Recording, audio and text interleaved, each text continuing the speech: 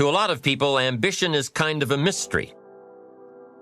The dictionary says it's an eager desire for distinction, power, or fame. But what does that really mean?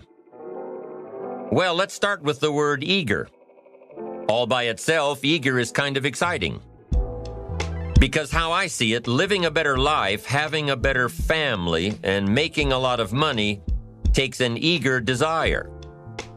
We have the remarkable ability to get exactly what we must have. But there is a difference between wishes and desires. We have to have the desire to exercise a little more and eat a little less. The I wish I could lose weight has to become, I have the eager desire to lose weight. I'm also sure you've heard people talk about wishing they had more money to pay the bills. But before their lifestyle can change, their wish needs to become a desire. The backbone of an eager desire to change is discipline. True ambition is disciplined, eager desire. If I want a better life tomorrow, I need to start working on it today. Ambition is a minute-by-minute, day-by-day mentality. To have the ambition to work towards a better family life, a newer car, a bigger house, a financially secure future, you have to live it every moment. If living a successful life was easy, I'm sure more people would be successful. If just being ambitious was enough, I'm sure all of the broke and perplexed people in the world wouldn't be broke and perplexed. While most people spend most of their lives struggling to earn a living, a much smaller number seem to have everything going their way. Instead of just earning a living, the smaller group is busily working at building and enjoying a fortune. Everything just seems to work out for them. And here sits the much larger group, wondering in awe on how life can be so unfair, complicated, and unjust. So what's the major difference between the little group with so much and the larger group with so little? Despite all the factors that affect our lives, like the kind of parents we have, the schools we attended, the part of the country we grew up in, none has as much potential power for doing good as the ability to dream. Dreams are a projection of the kind of life we want to lead. Dreams can drive you. Dreams can make you skip over obstacles. When we allow our dreams to pull us, they unleash a creative force that can overpower everything in our way. To unleash this power, though, your dreams must be well defined. A fuzzy future has little pull power. Well-defined dreams are not fuzzy. Wishes are fuzzy.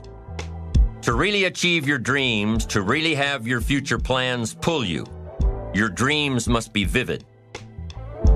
If you've ever hiked a 14,000-foot peak in the Rocky Mountains, one thought has surely come to mind. How did the settlers of this country do it? How did they get from the East Coast to the West Coast? By foot. Carrying one day's supply of food and water is hard enough. Can you imagine hauling all of your worldly goods with you? Mile after mile, day after day, month after month? These people had dreams, big ones. They had ambition. They didn't focus on the hardship of getting up the mountain. In their minds, they were already on the other side. Their bodies just hadn't gotten them there yet. Despite all of their pains and struggles, births and deaths along the way, those who made it to the other side had a single vision: to reach the land of continuous sunshine and extraordinary wealth. You've got to be a dreamer.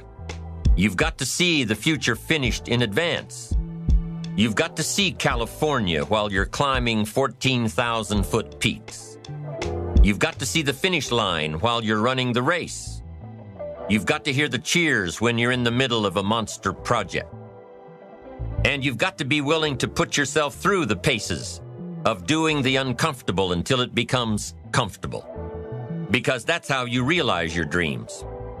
Dreams are what caused thousands of people to leave their homes and families and start over in a land where anything was possible. To this day, dreams continue to bring people to our land of opportunity, to a country where you can start with little and end up with a lot. Diligence is the mother of good luck. You know, it's amazing how hard-working, smart-working people have all the luck. Now, in addition to these witticisms, Ben Franklin gave us 3 principles of success and ambition that have withstood the test of time. Number 1, happiness doesn't come from big pieces of great success, but from small advantages hammered out day by day. What Mr. Franklin is saying here is that we must be happy with what we've got when we're in pursuit of what we want. You won't be any happier when you reach your goals than you are right now. It just doesn't work that way. You'll be as happy as you make up your mind to be. Right now, whether you're on your way, whether you've already gotten there, you'll be as happy as you make up your mind to be now. Right now. Ben Franklin's second principle said that life is plastic. Within each of us is the power to mold ourselves and mold our environment. It is up to each of us to begin this molding process with a final product in mind. And it is within our power to work it and form it every minute, every day, every month, every year. By using your mind and your abilities and your attitude to work a little each day on molding your life, you'll soon see how magnificent your power is to gain those small advantages each day.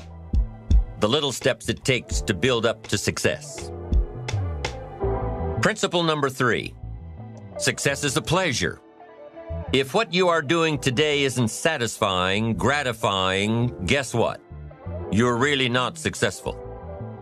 If you are not fulfilled with what you are doing today, you cannot possibly be successful. It doesn't matter how many worldly possessions you may have, how many cars, how many toys, how much money. If you're not happy with your life as it is, you cannot be successful. Now, I know that success is a relative term. It means different things to different people. But the one thing you will hear from everyone who is successful is that they are happy with who they are and what they are doing. They are happy, content, satisfied. Success is a pleasure. What have you done today that makes this day successful? Think about it and write it down. If at the end of the day you can jot down the things that have made it a good day, you will soon see patterns forming. This really is a good habit to get into. When you can see a pattern of pleasure, you'll know you're on the road to success. Success is measured through pleasure. You've got to be happy along the way. You've got to learn to give yourself a pat on the back. Good job, you need to tell yourself. I'm proud of me today. You've got to be happy. You've got to learn to enjoy the process. These are really common sense ideas. They're practical, and William James agreed. He's another American great, one of the most notable philosophers and psychologists in our history. And he founded a philosophy called pragmatism. To be pragmatic is to be practical, to test the validity of a concept by its practical results, to actually question something and rate its usefulness by what it can do for you, to hear a method of doing something and figuring out if it's even worth your while. One of the issues Mr. James dealt with in his lifetime was, what does it mean to be a success, a significant person? After years of pondering this question, William James described success as a combination of 2 things. Number 1, an inner ideal which is followed persistently with courage. And number 2, outer achievement related to that ideal. Let's go back to number 1, an inner ideal which is followed persistently with courage.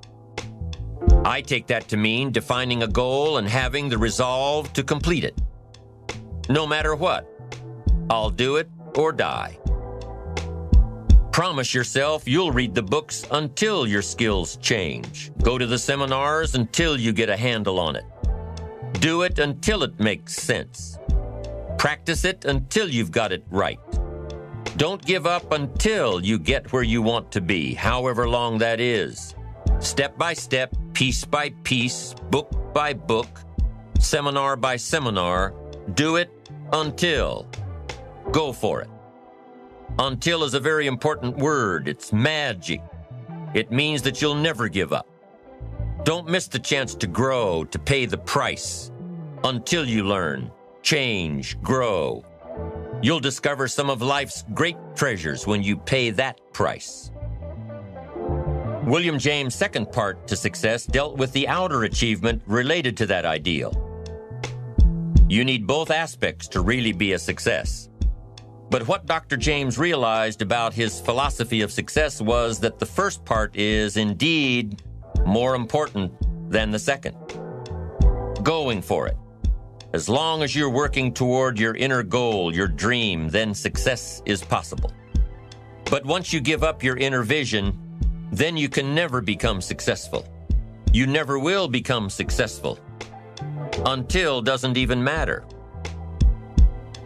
Now, maybe the person who's been working on a project for 10 years can be successful in his own right, if he's honestly working toward it, doing everything to make himself worthy of reaching the dream, really happy with where he is, doing it until. Then maybe he is a success. It's a personal thing, going for it one step at a time. Going for small accomplishments along the way for however long it takes. So let's think about this for a moment. What outside evidence or results or proof can be seen when you accomplish your goals one step at a time? You'll start to see things change around you, little things, not major things, but little everyday things, things you may not even notice unless you are paying attention.